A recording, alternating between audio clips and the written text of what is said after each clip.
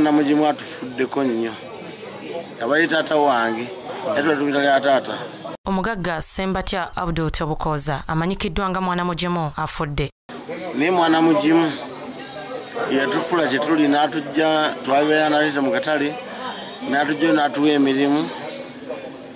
Ni mwana mugimu atufuddeko nnyo abali taata wange yatulatumira taata. Era ekikonde kyatukubye takubye nze kana yakubye ekyalo Kiramba. Buli muntu alumiddwako. Kigambibwa nti abadde atawanyizibwa obulwadde bwa pressure era nga kiroboozebwa nti ze zimu ku ndwadde ezimuviiriddeko okufa. Kubye ku ssimu nga tulina programs zetukola kola ezitukulaakulanya nga banneemugeza ategeera bulungi naye olumbe lumukubye essaawa ng'emu olumujje mu nsi yadde pulesa yemukubye. Abamu ku b'enganda z'omugenzi bannyonnyodde lwe basembyeyo okumulaba. Saa 11 abadde mulamu,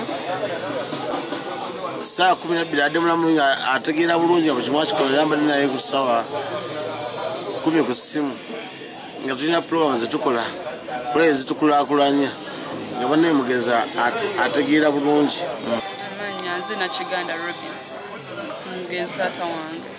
Ebisingawo birindirire ku mawulire gaffe aga Pokopoko. Ku lwa MRL TV, Jacqueline Nantume yakusakidde eggulire lino.